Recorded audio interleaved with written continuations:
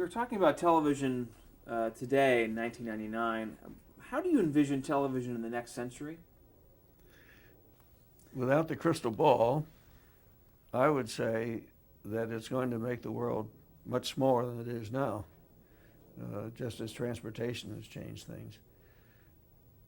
We should get to know each other in various nations better than we do, better than we have. I'd like to think that knowing each other better means less strife. I'm not sure that that works because just look at families. So people are people. I'm not too optimistic, but I think there's a good chance that it can happen. By reducing the time it takes to get from place to place, we've also introduced things like the transfer of germs, possibility of germ warfare, the possibility of sabotage. So it doesn't always work out for the better.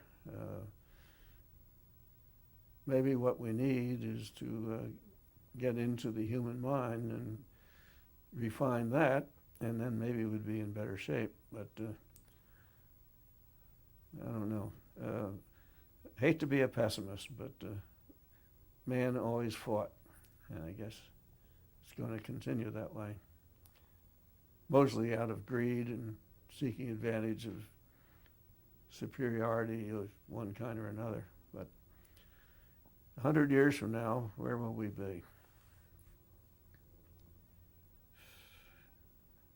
I wish I knew. I know where I'll be, but It's hard to imagine. mm. What do you consider your greatest achievement, your personal greatest achievement? Well, I'd like to think that an achievement, at least, was in training people who came into the organization not knowing as much as they might know about engineering and the things that were done in business, and training them into looking at it through the eyes of a company and seeing what needs to be done, learning how to do it in a way that's going to be most advantageous to them as well as the company and to the world. And I had a motto at one time: don't try to fit the man to the job, fit the job to the man. And I think that works better if you can do it. You can't always do it, but if you can do that, you'll have an easier transition of man into the job than if you try to force him to do things that he's not really equipped to do, and you have to kind of pound him on the head to shape him to do it. So I guess training in that sense is one of the things that I've felt I've enjoyed doing because I could see a result. And it's getting an organization to work together. You have to do that. You have to find which niches different people can fill and put them in the right niches. Otherwise, you'll have an abrasive situation and a less than efficient organization. Sounds all philosophical. Well, but that makes sense. Makes sense. I did not ask you to describe the job of an engineer earlier, but I would like to now. If you were to describe to someone who's never heard of an engineer before, how would you do that? There's a lot of information floating around that's been known, some for centuries, some last microsecond. And to put it into use in a practical way, you have to take this information, kind of digest it, and shape it into things that will survive and be of use to humanity, which means that somebody can make some money out of it too. And the engineer has that as part of his job, at least, if not most of it. It's also to recognize when things go wrong and learn how to fix them, or fix them with ways he already knows, because nothing is perfect. No machine will go on forever. No people will. It's thinking of the areas that need attention in life in general and wondering what you can do to help make things better. In medicine, as I said earlier, it was premature years ago. Now it's right there. We have a lot we can do with engineering of equipment and approaches to putting into practice some of the things we learn in engineering to do, and prostheses, for instance, artificial limbs. I have a granddaughter who's paralyzed from the waist down as a result of a skiing accident. I'm thinking someday, I don't know whether an engineer or a biochemist or what, will figure out how to do that. There's a lot done already, but it'll be another lifetime maybe before she could walk. But these are the kinds of things I think engineers should be thinking about and working on all the time. Where does an engineer typically work? I don't think it matters. Well, I shouldn't say that. Depending on the kind of job he's trying to do, he might need facilities that he couldn't have just in his brain. But the key to what he does is in his head. It might require a big organization to carry it out, but he comes up with an idea of what to do. But traditionally, they work where? In a cubicle? In a lab? In a lab. I think they're most successful if they work in a lab and have some hands-on experience. I think if they're in an ivory tower, they're too detached.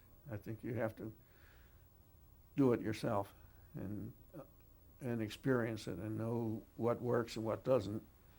And that means, I guess, getting along with people too, because you can't do it all alone. So if you were to describe to a 10-year-old what an engineer does, how would you describe it in 2 sentences? An engineer puts together things that are already known in a way that they can be used by others to manufacture things, to use things, or to inspire additional research. He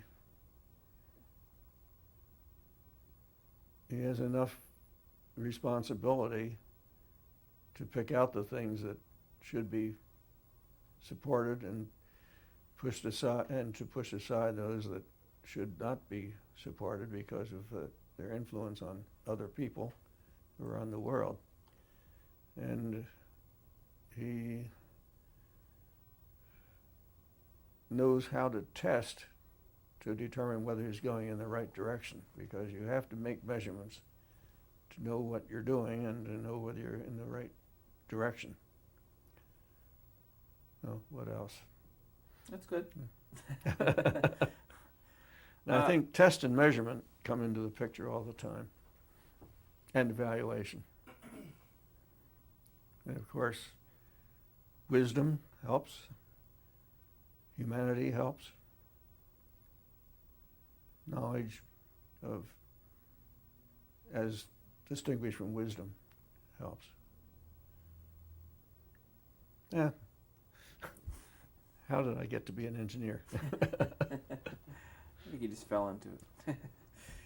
I have a few people I just want to mention, and if you could describe in either a sentence or two what they did and what was unique about their talents. Les Aries.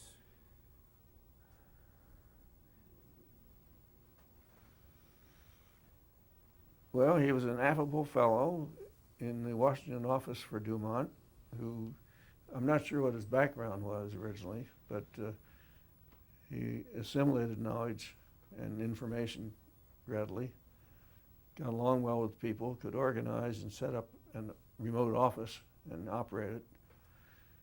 and as far as I know, was quite successful in what he did. As an engineer? Not really, but in an engineering atmosphere. Edward Armstrong. Well, there's an enigma of one kind or another, I guess. But he was a man with a marvelous mind who did things that hadn't previously been done in the field primarily of frequency modulation. But he has a lot of detractors. I still admire what he did in developing frequency modulation and its various offshoots, its products. Would he be considered a scientist or an inventor or engineer? I guess he's fundamentally a scientist, but I don't know that he really was a scientist as such, but he had to be to do what he did. He had to have scientific attributes. Ted Bergman? I don't know what his background was, but he was a station operator, which has, I think, showed good results under his direction and under his management. I don't know whether he got involved too much in the generation of ideas for programming, but at least he carried out the show operations and did well on that. So he was involved in programming at Dumont? Yes. Lee DeForest, which we mentioned earlier. Yeah, well, the man who was credited with the invention of the triode vacuum tube and its successors, who had a remarkable mind. Apparently, some people didn't give him as much credit as I think he deserved, but he,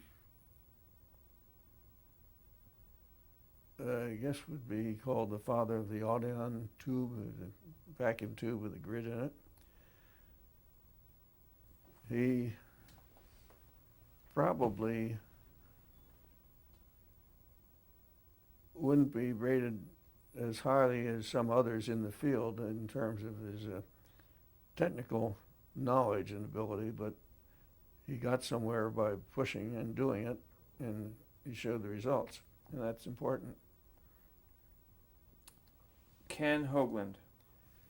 Well, I have a soft spot in my heart for Ken because he's a fellow who shows that you can start from scratch just out of high school as he did, and by virtue of hard work and a lot of innate ability, become more than a first-rate engineer, which he is.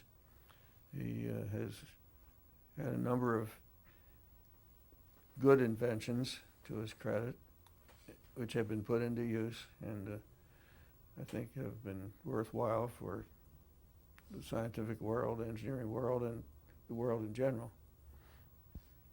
Fred Katzman.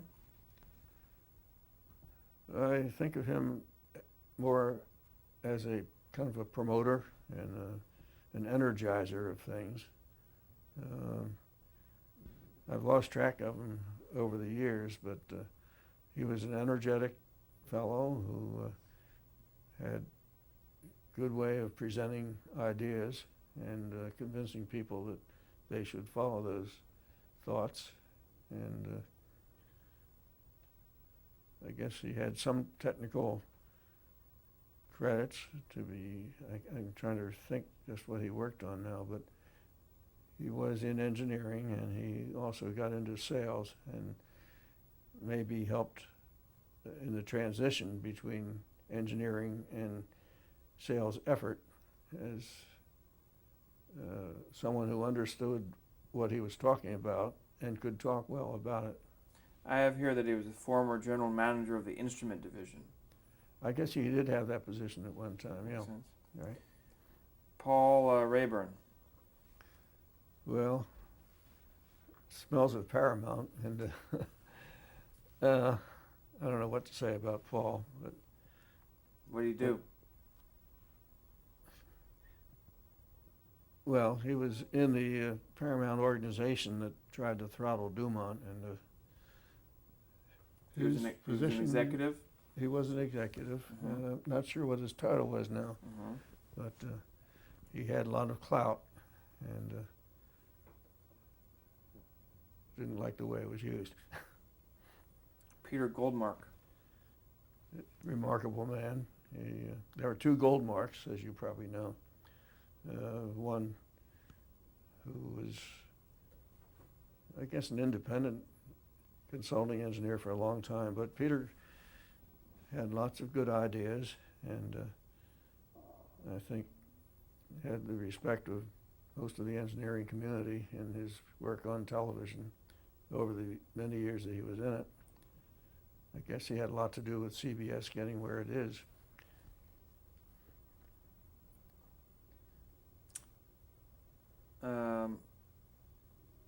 Any last words on Alan Dumont? Well,